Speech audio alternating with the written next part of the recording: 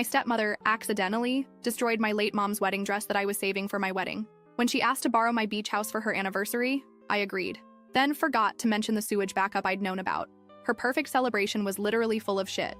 My mom passed away from cancer when I was 16. Before she died, she made my Aunt Madeline promise to keep her wedding dress safe for me. It was this gorgeous vintage dress from the early 90s, with delicate lace and tiny pearls that she'd hand-sewn herself. I have this one photo saved on my iPhone where she's twirling in it, looking so happy. That photo has been my lock screen for years. Every time I look at it, I remember how she used to say, "Some things are made with love," and you can feel it in every stitch. She spent 6 months adding those pearls one by one, while watching reruns of Friends on our old VHS tapes. My dad remarried Samantha 3 years after Mom died. Well, let's just say she's always trying too hard to be the perfect wife and mother, while constantly reminding everyone how much better she is at it than my mom was. She loves posting these staged family photos on her Instagram, usually with captions about blended family blessings and a bonus mom, even though I've told her multiple times I'm not comfortable with her using that term. Last Thanksgiving, she even made a TikTok about healing broken families, using our photos without asking permission. I found out when my college roommate sent me the link. Last month, I got engaged to Levi. When I told the family, Samantha immediately started planning our wedding on her Pinterest boards, despite me telling her I wanted something small and personal. She created this whole board called Modern Bride, Modern Life, and shared it with literally everyone in her Facebook mom group. But whatever, I could handle that. What I couldn't handle was what she did next. The dress was being stored at my mom's best friend Ivy's house, properly preserved in one of those special storage boxes. Yesterday, Samantha offered to help by picking up the dress since she was in the area and bringing it to my house. I was on a FaceTime call with my best friend Natalie when Samantha arrived, carrying the box like it was a bag of groceries. She set it down on my kitchen counter, right next to an open bottle of red wine. I remember thinking that was weird because Samantha doesn't even drink red wine. She's always going on about how she only drinks white because it's cleaner. Then she insisted on opening the box right there, even though I said we should wait and do it properly with my aunt present. You can probably guess what happened next. As she was accidentally pulling the dress out, her elbow happened to knock over the wine bottle. The entire thing spilled directly onto the dress. But here's the thing, her reaction was what got me. She didn't panic, she didn't rush to blot it or clean it. She just stood there for a second with this weird little smile before starting her dramatic "oh no" performance. It reminded me of those bad acting videos on YouTube where people fake reactions for insurance scams. I was still on FaceTime with Natalie, who saw the whole thing. She swears she saw Samantha's hand move toward the wine bottle before it fell, but the video quality wasn't great, so we can't be 100% sure. Natalie immediately started recording her screen though, because she said something felt off. I called my dad crying, and his response was typical. "Honey, it was just an accident. Samantha feels terrible. We can buy you any dress you want." He doesn't get that it's not about the dress itself. It's about the last piece of my mom that I had for my wedding day. This morning, Samantha had the nerve to send me a link to some $300 David's bridal dress with the message, "This would look so much better on you anyway." Then she posted this long Facebook status about accidents happening for a reason, and how sometimes we need to let go of the old to embrace the new. She tagged me in it, but I blocked her before I could see the comments. Then, she had the audacity to ask if she and Dad could use my beach house for their anniversary celebration next month. She knows it's the only thing I inherited from my mom's side of the family. It's this little cottage on the coast that my mom's parents left me, and Samantha's been trying to convince me to sell it since she married Dad. She even had a realtor friend accidentally list it online once. I told her, "Sure, of course," with a smile that would make her proud. Because what Samantha doesn't know is that I got a call from my handyman Joseph last week about a serious sewage issue that needs fixing. He sent me photos and detailed messages on WhatsApp showing the problems. I just haven't had time to deal with it yet. And honestly, I might be too busy to mention it to her before her big party. She's already posting about her perfect beach house anniversary celebration on Instagram, complete with rental furniture and a hired photographer. First update. Thanks everyone for the support on my last post. It really helped me get through the past few days. I've been hesitant to post this update because I wanted to be absolutely sure about what I found out. So here's what happened since then. After my last post, Ivy, Mom's friend who was storing the dress, called me sounding really uncomfortable. She said she'd been reviewing her Ring doorbell footage from that day because something had been bugging her. Turns out Samantha didn't just show up once to pick up the dress. The camera caught her doing a drive-by of Ivy's house around 8:30 a.m., circling the block twice. Ivy only noticed because her neighbor had texted her about a car driving slowly past their houses. She didn't think much of it at the time. When Samantha came back at 2:30 p.m. for the actual pickup, she had a Target bag with her. I know it's not concrete evidence of anything, but watching her carefully transfer something from the bag to her purse before ringing the doorbell just feels weird. The more I watch it, the more intentional everything seems. My stepsister Eva has been texting me little bits of information, but she's scared of getting too involved. She mentioned that Samantha had been weirdly fixated on my engagement announcement, spending hours on wedding planning websites even before I said anything about wanting to use mom's dress. I wasn't going to do anything about my suspicions until I met my Aunt Madeline for coffee yesterday. She brought Dad's old laptop that she'd borrowed to do their taxes. She's been helping them with finances since Mom passed. She wanted to show me something she found while organizing their receipts. There was a Target purchase from the early morning of the incident. The items listed were a bottle of red wine, the exact brand that got spilled, some cleaning supplies, and one of those plastic drop cloths people use for painting. Samantha usually only buys white wine. She's always going on about how red wine stains her expensive veneers. The receipt timestamp was 6:45 a.m. When I showed Dad the Target receipt, he got really quiet. Not angry, just quiet. He kept rubbing his wedding ring, his first wedding ring, the one he still wears on his right hand. Finally, he said, "I didn't want to see it before, but there's been a pattern. I also have the screen recording Natalie took during our FaceTime call, but the video quality is too poor to definitively prove anything. Still, I'm keeping it along with all the other documentation." He told me about how last year's accidental donation of Mom's cookbooks wasn't so accidental. He'd found them in the garage, boxed up and labeled for donation, weeks before Samantha claimed she mistakenly included them in the charity pickup. He didn't say anything at the time because he thought maybe I wouldn't notice they were gone. The conversation with Dad was heavy. He didn't cry or make dramatic promises. He just sat there looking at his hands and said, "I messed up, didn't I? I let her do this." It was worse than if he'd gotten angry or emotional. Meanwhile, Samantha's been acting like nothing happened. She keeps sending me links to new dresses, each one with a message about how it would be so much more you than my mom's outdated dress. The beach house thing is still hanging over everything. She's already created a Facebook event for their anniversary party. 35 people confirmed attending so far, with more RSVPs still coming in. She keeps posting about her perfect beach getaway and tagging party rental companies in her Instagram stories. Yesterday, she sent me a long text about table arrangement and asked if the house has enough bathrooms for all the guests. I still haven't mentioned what Joseph, the handyman, told me about the septic system. The video he sent me last week shows it's actually getting worse. You can see water backing up in the yard after it rains. He said it needs fixing before any large gatherings, but I just keep forgetting to bring it up whenever Samantha calls. Eva's been staying at her friend's house more often. She says the atmosphere at home is getting weird. Samantha's been extra nice to her, buying her expensive gifts from Amazon and offering to take her on a spa day. Eva thinks she's trying to keep her quiet about something, but she's not sure what. The dress preservation specialist finally got back to me today. They said the wine stain was unusually concentrated in one area, like it had been poured rather than spilled. They also noticed some small snags in the lace that happened before the wine incident, probably from someone handling the dress roughly while it was still in the preservation box. I've been looking at that last photo I have of Mom in the dress. There's this little pearl detail on the sleeve that she used to say took her 3 nights to sew on while watching old episodes of Seinfeld. That part's completely dissolved now from the wine. It feels targeted, you know? Edit. A lot of you are asking what I'm planning to do about the beach house party. Honestly, I'm just going to let things play out naturally. The septic system is what it is. Edit 2. For those asking about the dress, yes, I'm keeping all the specialist documentation. No, I'm not planning legal action. Some things have a way of working themselves out. Edit 3. Dad just texted asking to come over tomorrow. He says he found some old photos of Mom he wants me to have. Maybe he's finally ready to really talk about everything. Second update. Thanks for all the messages checking in. A lot has happened this week, and I wanted to update you all on the beach house situation. So here's where things stand. Samantha's planning what she keeps calling an intimate gathering, though her guest list has somehow grown to 35 people. She texted me this morning asking about parking, how many cars can fit in the driveway, and bathroom situation. There are 2 bathrooms, right? That should be enough? I keep thinking about saying something about the septic system. Joseph, my regular handyman, sent me another text yesterday with a photo of the backyard after the rain. You can see the water pooling in places it shouldn't. And he said the smell is getting noticeable.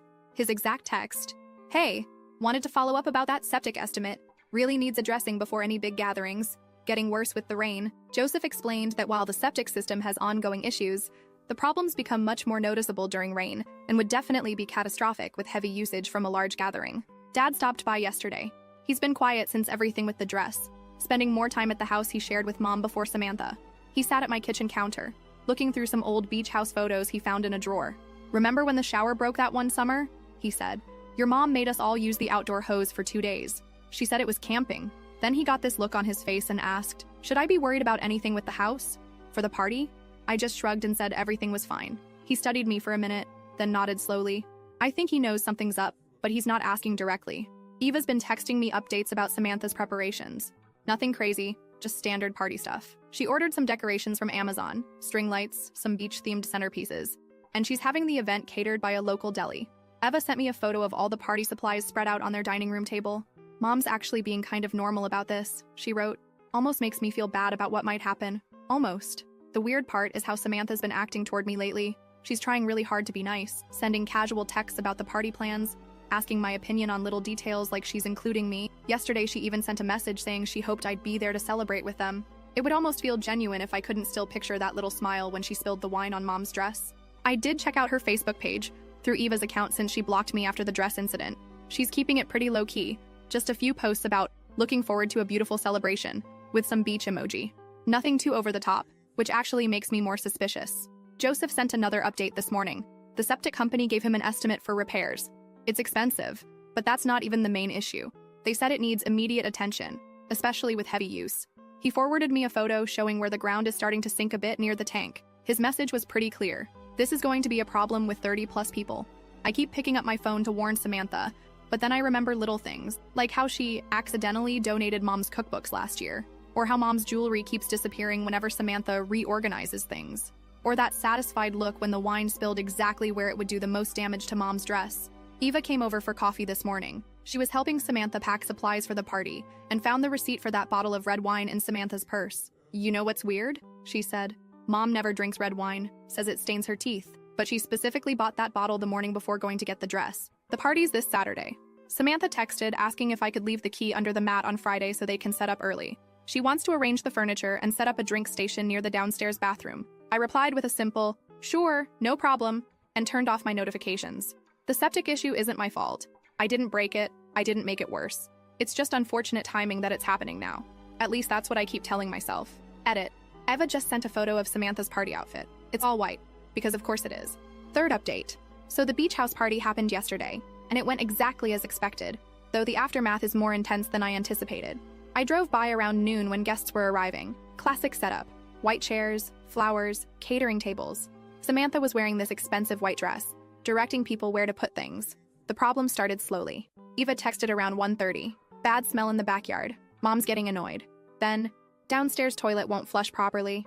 By 2 p.m., both bathrooms were having issues. People kept asking about the smell, but Samantha was still trying to maintain control, telling everyone it was probably just low tide. Around 2:30, my neighbor called. "There's something wrong with your yard. Water's coming up everywhere." Eva's texts got more frequent. "The ground's getting really soft." Mom's freaking out at the catering staff because people keep asking to use their van's bathroom. Then it all fell apart during their toast. The ground was so saturated that part of the deck area sank. Not dramatically, but enough to destabilize the buffet table. Their anniversary cake ended up sliding right into the mess. That's when Samantha stepped into what she thought was just wet grass and sank ankle deep in it, in her white dress, in front of her entire social circle. People started leaving pretty quickly after that. Not in a panic, but with that awkward, "oh, would you look at the time" energy. The smell had gotten impossible to ignore, and the wet spots in the yard were spreading. This is where things got ugly. Samantha completely lost it, started screaming that I'd deliberately sabotaged her party, that I'd planned this whole thing. She was calling people from her phone right there in the yard, frantically trying to find a lawyer who'd take her call on a Saturday, all while standing there in her ruined dress, mascara running. Dad's reaction wasn't the calm disappointment I expected. He was furious, both at me and Samantha. Started yelling about how much this was going to cost to fix, how irresponsible everyone was being. He kept switching between being angry about the septic system and demanding to know why Samantha had planned such a big party without checking about maintenance issues first. Eva recorded some of it on her phone. Samantha screaming about lawsuits and defamation, Dad yelling about property damage, guests quickly backing out of the driveway. It was chaos. I've gotten about 30 texts from Samantha since yesterday.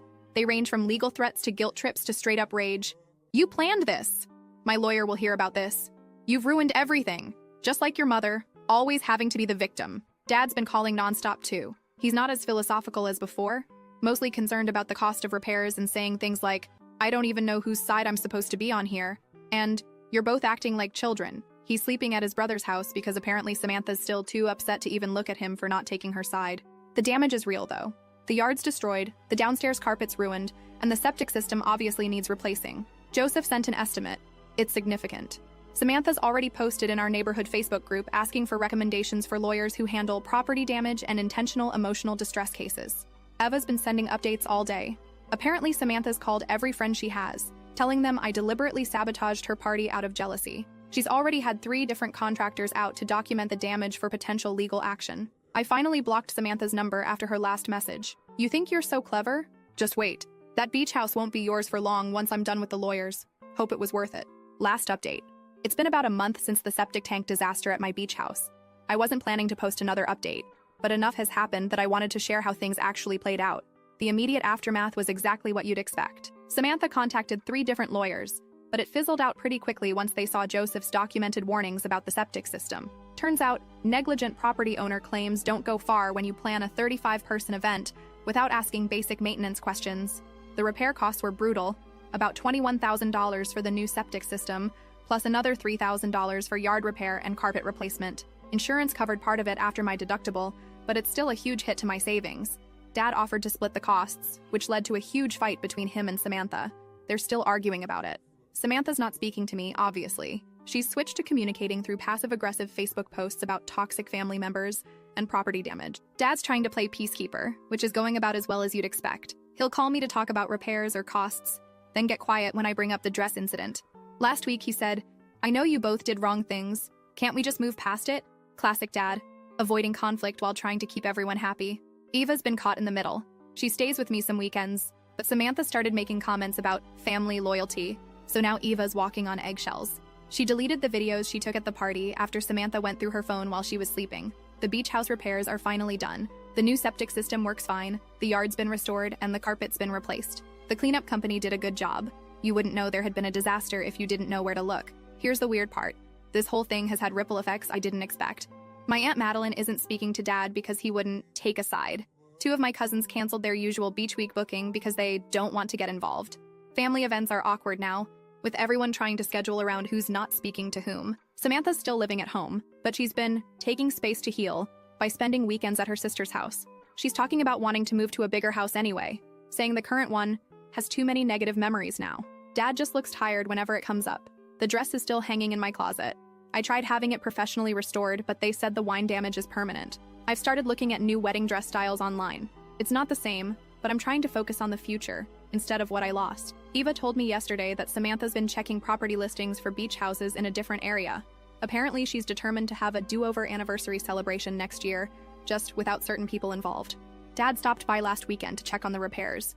He walked around the yard, looking at everything, then just said, "Your mom would hate what this house has done to the family." Not exactly the profound moment of realization I think some people were expecting. The reality is, there's no dramatic conclusion here. No one's getting divorced, no one's had an epic revelation, and the family's not suddenly united and understanding. It's just tense holidays ahead, and carefully planned scheduling to avoid awkward encounters. Edit. To those asking about legal consequences, the lawyers basically said everyone should drop it and move on. No one has a strong case either way. Edit 2. Yes, I'm still planning to get married at the beach house. Samantha's already said she won't attend if I do. Dad's stressed about it, but that's a problem for future me.